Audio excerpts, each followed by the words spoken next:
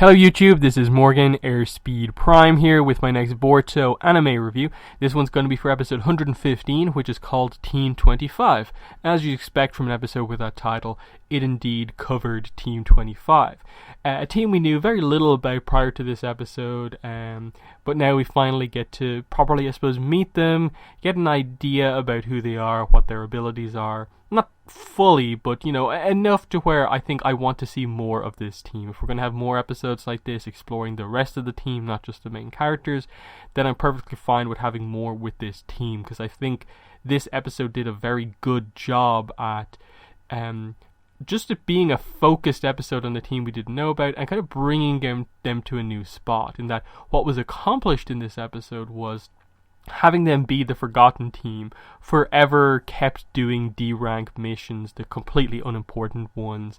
They're just working around in this post office, not doing anything ninja related. We got the idea that the Jonin in charge of them is actually injured at the moment, so that's also why they're stuck just kind of doing the same thing over and over again. But then by the end of the episode, because of Kakashi as Sukeya, interacting with them, he gets them transferred now to be the team of Sai. So this is Sai's team, Team 25, and they're going to be an intelligence-focused team because of the speciality of each of the members. And I think that's a really good position to put them in that they're never going to be the same level as, the Inoshika Cho or Team 7, but they have this kind of speciality because of the unique combination of skills that they have here. So what they get across here, Hoki is our kind of main focus in the episode. He gets to interact with Sukeya, Kakashi a lot, and kind of learn to be a better leader of the team. Now, what we get with him is that he has a photographic or eidetic memory, whatever way you want to call it, and that he remembers pretty much everything that he sees. And that's a very, very, very useful skill. That's a really, really important thing. So for intelligence, he seems absolutely perfect. The only criticism I'd really have of the episode overall is that we didn't really get to see any sort of like what his ninja skills is as such. That's just a kind of thing inherent to him, that he has eidetic memory, just like some people have that. It didn't really get across any like ability that he had, and I probably have to watch the episode again, but I don't think he did anything that was inherently like ninja focused in the episode, whereas at least the other two members, Hako and Ranga, did show off what their kind of skills are, in that Ranga, is strong, so he's a good fighter.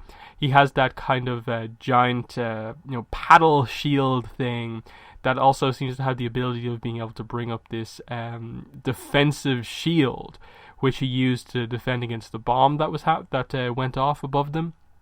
Very, very cool ability.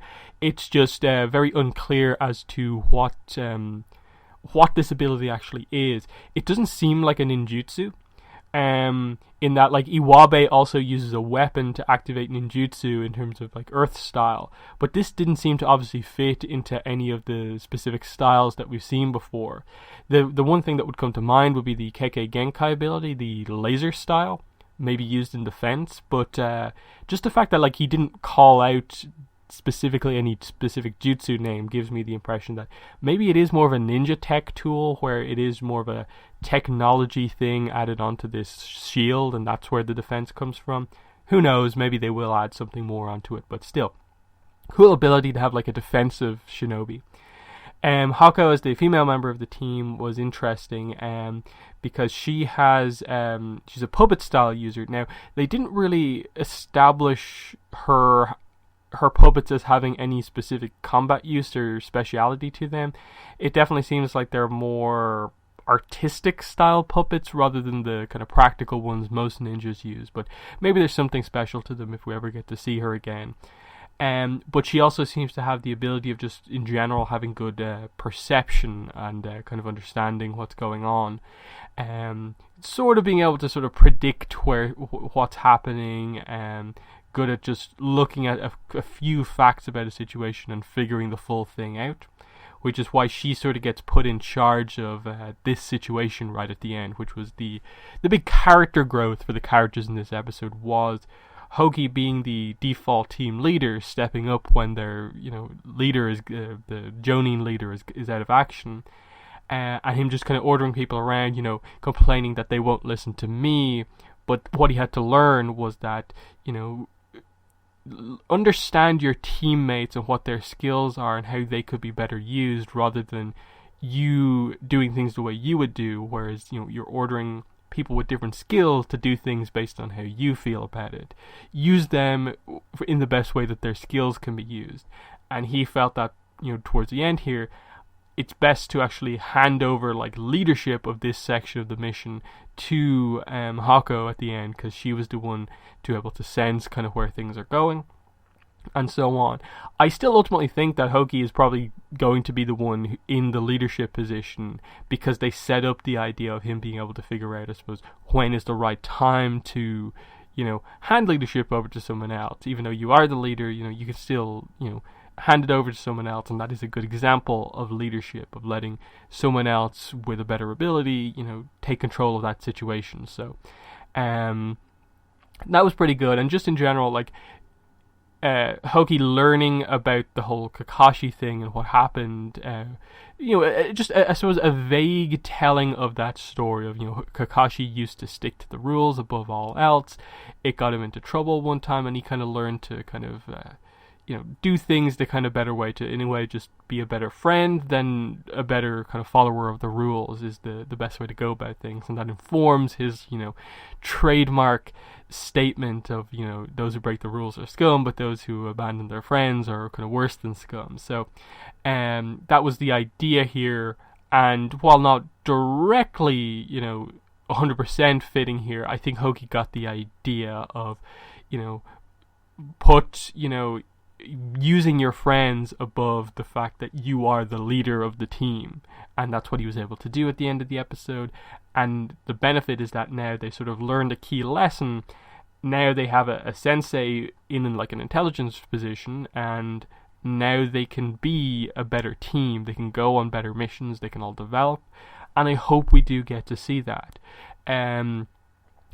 Because I think primarily because I want to see what Hoki's ninja speciality is. Is he going to be lightning style? Is he going to have any jutsu that is actually specific to Kakashi? Is there any similarity there? Because by the end of the episode, they didn't really. I was thinking, would they do something like that in this episode of try to say you shouldn't be like Kakashi, but instead they sort of took the approach of you have to learn to be a leader yourself, but the whole him looking up to Kakashi was always something that was treated as a positive within the episode, not something he needed to move past. So, I'm wondering, will any of that stuff happen? I think something as simple as just him having a lightning style jutsu, I think would be kind of fitting for him. But I just want to see them do something more than that. As for the plot of the episode, it was basically they're working in the post office. Boruto and Sarada come in and reveal that every other Genin team has been informed of this bomb threat that is happening, and Sarada and Boruto explain that, we found this bomb which we just defused in front of you because of this, this, and this. And this is sort of how they reveal Hako's ability of her, I suppose, understanding Sarada's reasoning for how they figured it all out, and in her sort of using the same idea, revealing that she's actually good at figuring stuff like that out as well. And so they end up getting kind of on the mission, basically, to do this, because Hoki realizes with his photographic memory that there were actually 3 bombs, the same type as the one Boruto and co defused, but they got kind of mixed up in everything and sent off, so they had to go find those bombs to defuse them. One of them they defused with no problem, and then at the end the counter kind of diffuser thing doesn't work, and so they have to do a kind of team-based tactic of throwing the bomb up into the air and guarding with Renga's defensive technique.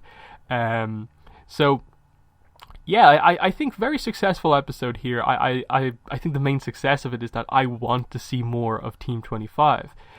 See Sai as a leader, see Hoki and what his skills are, and just where this team gets to. This team is now sort of in a position where, if they went on a mission with like Boruto's team, that'd be really, really fun. And I think it's going to allow, I suppose, those characters to maybe be involved a bit more. Of like, Boruto, when he met the team, was kind of like, oh, you're Hoki, aren't you? Like, he didn't really know him all that well. He knew of him, but like, he wasn't particularly close to him. Maybe it'll allow that kind of friendship to kind of blossom now as well. But yeah, really, really fun episode. I like Kakashi being in here. The full focus on the team. I like the little subplot of like Sai in this as well. Really, really, really successful episode. This is a good example of that sort of, fillery type episode that we have here, but it's an important kind of filler episode, and that something happens, you've learned stuff about characters you didn't know before, so very successful this time out. But that's been my thoughts on the episode. In the comments, let me know what your thoughts were, but that's been the video. Thanks for watching, and bye.